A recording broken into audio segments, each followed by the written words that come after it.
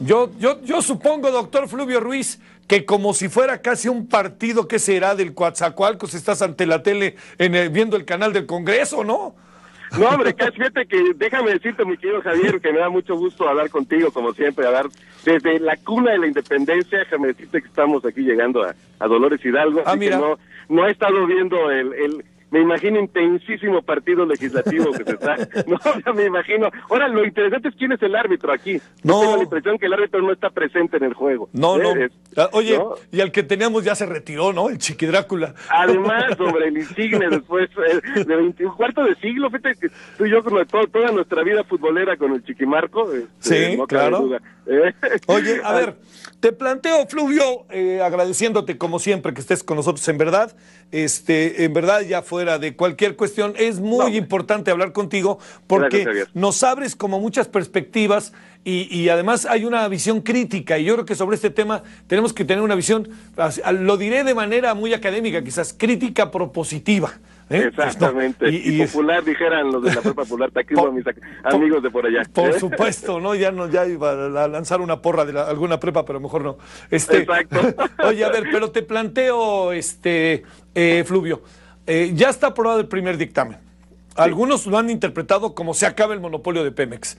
¿Cómo lo interpretamos? ¿Qué piensas de este primer dictamen? Luces y sombras. Y si puedes adelantarnos algo de lo que vendrá, que yo tengo la impresión de que a lo mejor están pensando a dictamen por día, ¿eh? Y en una de esas, el domingo, como diría que el programa, esto se acabó. A ver, adelante, Fluvio. Mira, sí, en realidad el monopolio de petróleos mexicanos, bueno, constitucionalmente nunca lo fue. Recuerda, la Constitución excluía al sector hidrocarburos, ¿no? Desde la posibilidad de monopolios, se hablaba del operador exclusivo de la nación, en tanto que las actividades de exploración, desarrollo y producción de hidrocarburos eran exclusivas de la nación y Petróleos Mexicanos era el operador exclusivo de la nación, ¿no? Eso se terminó, eso efectivamente terminó, yo te diría, en términos estrictamente jurídicos, desde la reforma constitucional de diciembre pasado. Estamos viendo la gran discusión en este momento, tiene que ver con la precisión ya de la nueva arquitectura institucional del sector de los hidrocarburos, pero el monopolio jurídico como tal dejó de existir, como siempre lo digo, en estas fechas tan emblemáticas, el 12 de diciembre del año pasado, ¿no? Entonces, en efecto, lo que se aprobó, lo que se está viendo en este primer dictamen es justamente la ley de hidrocarburos, ¿no? Bueno, y los reflejos que en términos legales también debe tener en otras leyes como la minera, en fin, pero lo central es esta nueva ley de hidrocarburos que va a sustituir a la ley reglamentaria del artículo 27 constitucional en materia de hidrocarburos, ¿no? Justamente es por eso todo un nuevo esquema, todo un nuevo diseño del sector petrolero en nuestro país, digamos, es la gran relevancia de esto. Yo considero que hay, como tú bien dices, luces y sombras. Me parece que en la minuta se lograron algunos avances sobre cosas que eran muy vagas en la iniciativa original, pero también hay muchas sombras, y unas que quedan muy, y perdón por la aporía, hay sombras que quedan muy claras, ¿no? Para decirlo poéticamente, y hay otras que van a ir nos vamos a ir dando cuenta conforme podamos hacer un análisis más a detalle de lo aprobado tan solo en este dictamen, por no hablar de lo que falta. Yo te diría un tema, lanzo ahí un tema que habrá que revisarse, es el tema de las facultades que se le dan a los diferentes actores del sector petrolero, ¿no? Hay facultades, unas que me parecen que deberían tener otros actores fuera del propio sector. En particular, a mi juicio, hay muchas facultades que se dan a CENER o a la CNH que deberían ser de la Comisión Federal de Competencia Económica. Hay otras que me parecen que no van a ser siquiera aplicables y otras que me parecen excesivas, ¿no? Yo te nombraría simplemente una que se agregó el lunes, que aparentemente se aprobó, y es esta facultad que se le da a la Secretaría de Energía y a la Comisión Nacional de Hidrocarburos para eventualmente sancionar con la remoción o la inhabilitación a empleados de asignatarios contratistas autorizados, es decir, no solo a empleados del sector público sino privado. Recuerda que contratistas y autorizados pueden ser entes del sector privado y nadie se imagina, si debemos de ser serios, sinceramente, a la Secretaría de Energía inhabilitando a un ejecutivo de Exxon o de Total en México, ¿no? O incluso habría que ver en qué conflicto incurriría la CENER en caso de, por ejemplo, pretender inhabilitar al director general de Pemex Exploración y Producción, que fue nombrado por el presidente de la República, Y en este país, y aquí recuerdo a nuestro entrañable Arnaldo Córdoba, recientemente y tristemente fallecido, algún artículo que él escribió refutando a un funcionario de la Secretaría de Hacienda que se hacía o se asumía como parte del Poder Ejecutivo. No, en nuestro país constitucionalmente el Poder Ejecutivo recae en un solo hombre, que es el presidente de la República, ¿no? Entonces, yo no veo cómo un funcionario empleado de este Poder Ejecutivo, por más secretario de Estado que sea, inhabilite a alguien que nombró el presidente de la República mismo, ¿no? Entonces, creo que en este tema de facultades hay mucho todavía que revisar. A ver, te planteo a lo mejor una pregunta que vuelve a los orígenes ya conversada. Claro. Si en las telecomunicaciones tenemos un órgano regulador en la presencia del IFT, en las elecciones tenemos un órgano regulador en el Instituto Nacional de Elecciones Electoral, ¿en la energía tenemos un órgano regulador? En la energía vamos a tener dos claramente que ya existen, pero que aunque van a mantener su denominación, adquieren facultades y poderes nuevos: la Comisión Reguladora de Energía y la Comisión Nacional de Hidrocarburos, ¿no? Yo diría mucho más consolidada, porque tiene mucho más tiempo, mucho más sólida la Comisión Reguladora de Energía en este momento, sobre todo para las facultades que se le asignan, y una Comisión Nacional de Hidrocarburos a todas luces insuficiente, porque es una Comisión Nacional de Hidrocarburos que surgió para regular a Petróleos Mexicanos, porque era el operador, como decíamos hace unos minutos, exclusivo de la nación, era para poner la regulación técnica que tendría que seguir Petróleos Mexicanos para realizar las actividades de exploración y producción de hidrocarburos. Hoy, con esta reforma, se le están confiriendo una tremenda cantidad de facultades a la Comisión Nacional de Hidrocarburos. Te acabo de mencionar una que me parece excesiva, pero bueno, y yo no veo hoy que tenga los elementos técnicos, los recursos humanos, las posibilidades incluso financieras para asumir plenamente estas facultades. Yo creo que, y como bien dices, para regresar a los orígenes de nuestras conversaciones, los tiempos de la reforma no dan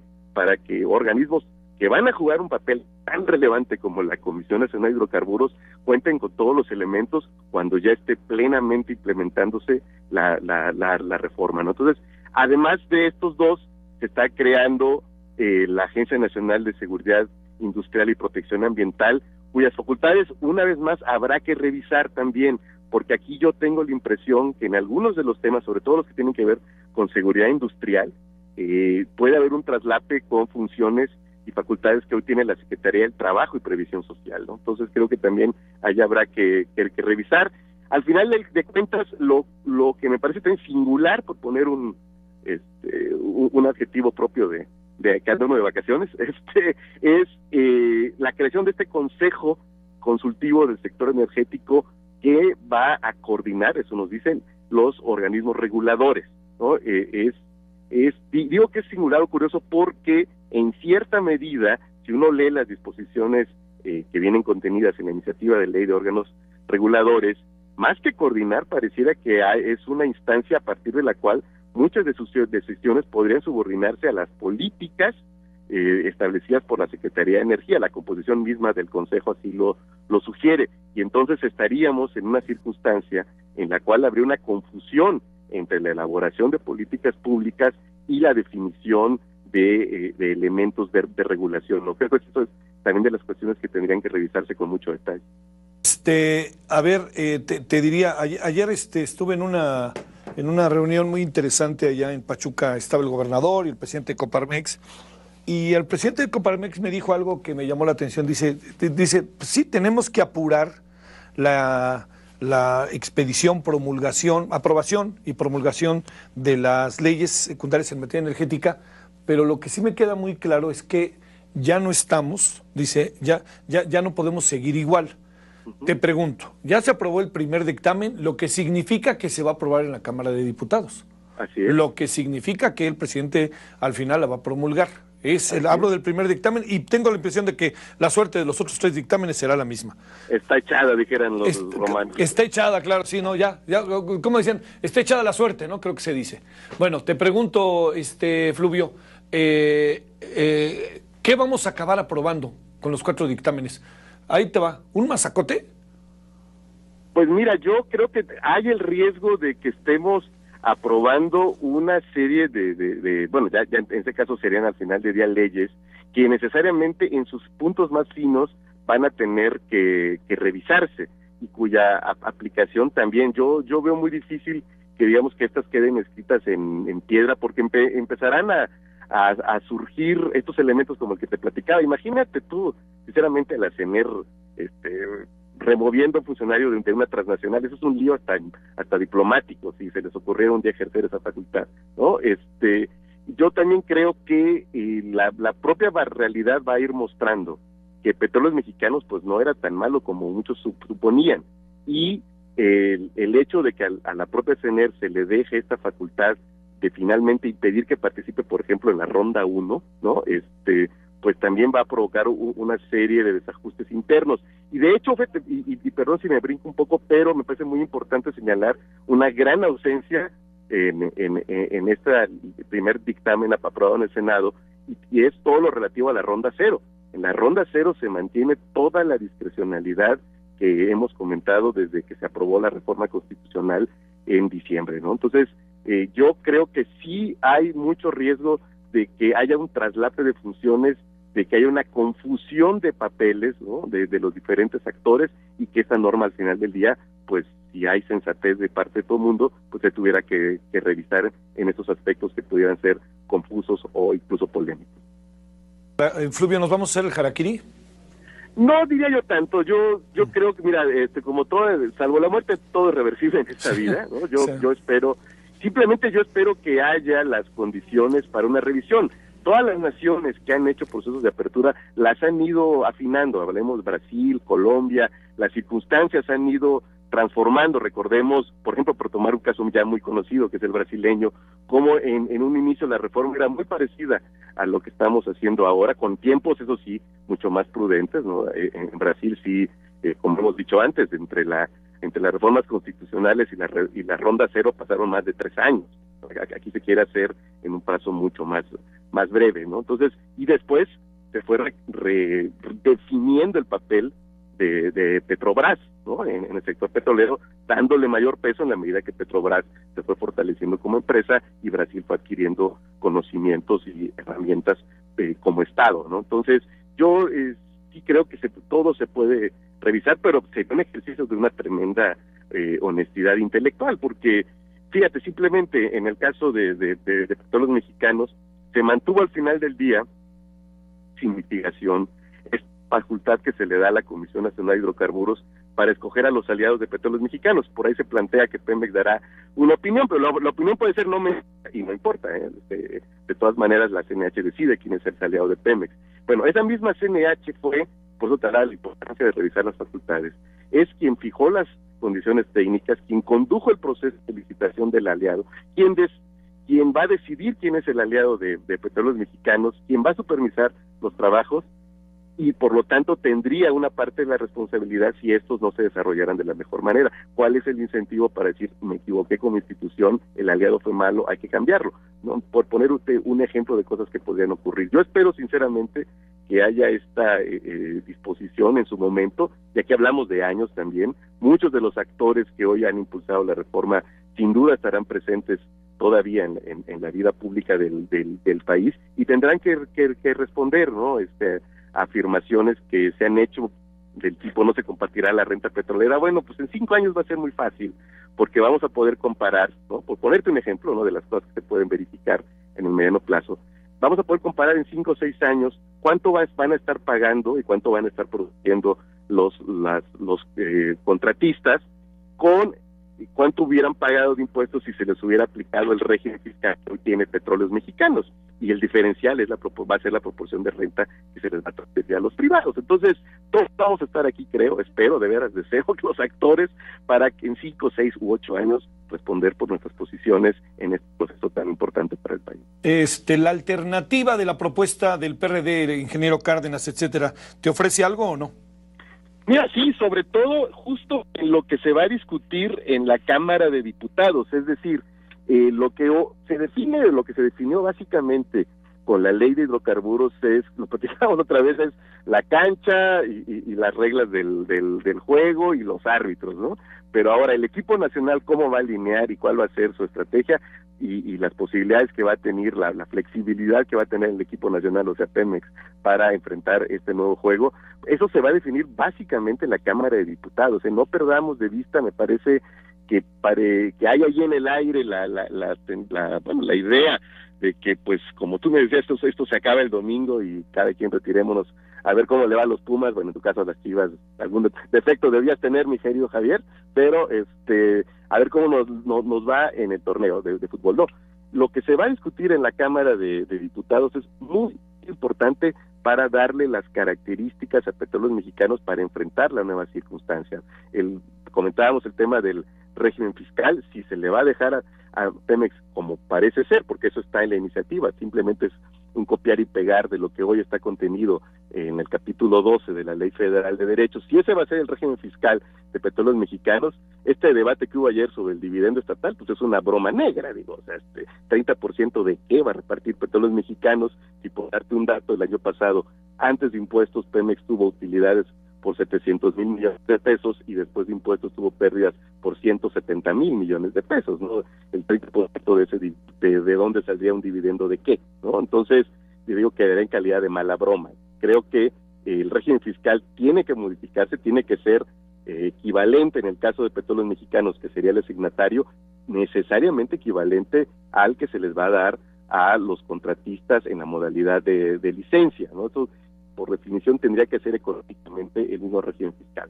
La autonomía presupuestal, hasta dónde va a llegar, lo van a decidir los diputados. La autonomía de gestión también la van a decidir los diputados. En suma, todos aquellos elementos jurídicos que permitirían a Petróleos Mexicanos ser una auténtica empresa pública, se va a definir, sobre todo, yo te diría, en un 90% en la Cámara de Diputados. Entonces, ese debate también es muy, muy relevante, el debate que está por iniciar, supongo, a fines de la semana que entra en la Cámara, así que no demos por sentado que esto se acabó el domingo. Utilizando la máxima deportiva, ¿no? Esto no se acaba hasta que se acaba. Que dijera Bocanel, hasta que canta la gorda. Hasta que canta la gorda. 27 para tener una pequeña desviación beisbolera. Ahora, lo que sí, digamos, no es que le quiera ver, para cerrar, Fluvio, y dejarte de vacaciones, no es que quisiera ver una especie de lado bueno, pero es evidente que estamos discutiendo lo que teníamos décadas de no discutir, ¿verdad?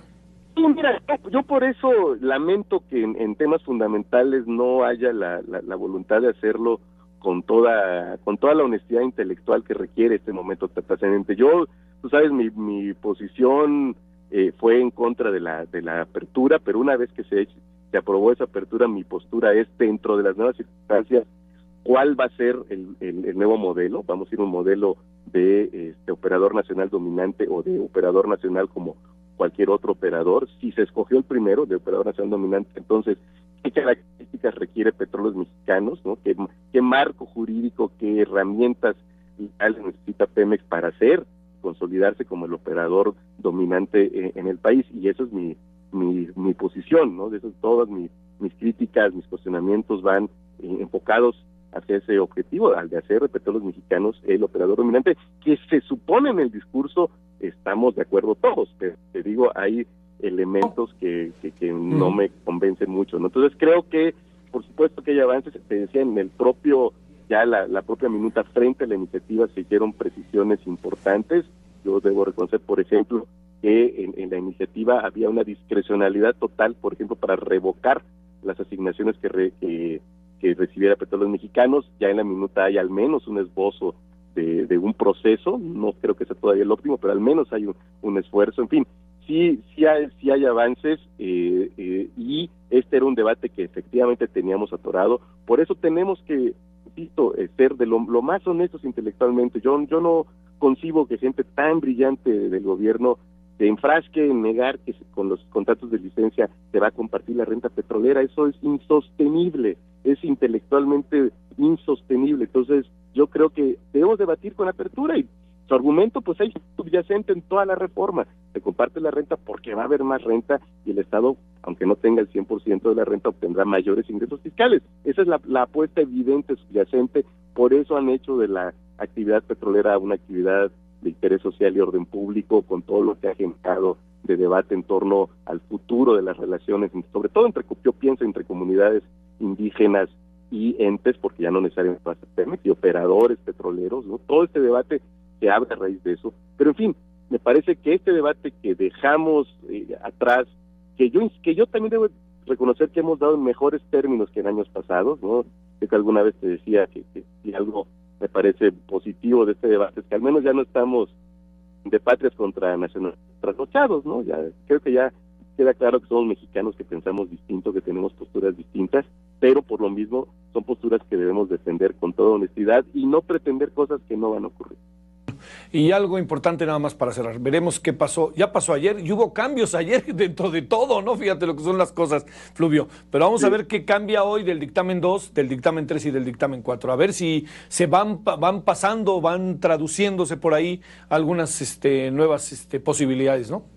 Yo espero que sí, mira, yo espero que haya esta flexibilidad, que haya la posibilidad de argumentar. También me parece que ahí es de lamentarse que no haya habido en el Senado la posibilidad de debatir, cuestiones muy concretas, muy importantes, muy relevantes, que se pierden. Yo te diría, por ejemplo, muy pocos se han reparado en la relevancia de obligar a petróleos mexicanos a entregar su información sísmica interpretada. Eso no ocurre en ninguna parte del mundo, y es muy difícil por la forma en que se dio el debate, que algo tan importante como esto se pudiera discutir a detalle, ¿no? Yo esperaría, por ejemplo, un elemento también que me llamó mucho la atención. ¿Recuerdas que alguna vez platicaba que había una sola referencia al Instituto Mexicano del Petróleo y estaba equivocada? Pues para no errarle, la solución fue eliminar esa referencia, y ahora tenemos una iniciativa donde lo único que dice de ciencia y tecnología, y eso también lo pueden, espero yo, modificar, eliminar los diputados, es que va a haber un límite de 5,000 millones de pesos a la inversión destinada a ciencia y tecnología, como si fuera cualquier partida presupuestal para adquirir papelería, ¿no? Entonces, eso es lo único que queda ya en la reforma.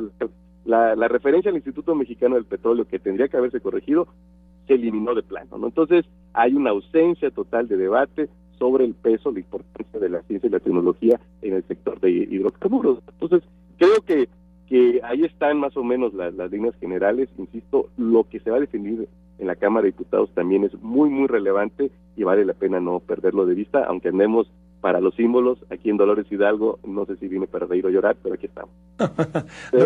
Doctor Fluvio, que te vaya bien y gracias. No, estamos al habla. Yo espero que pronto podamos volver a platicar en radio o en televisión. Lunes o martes seguro. Gracias. Órale, con mucho gusto, Javier. Hasta luego.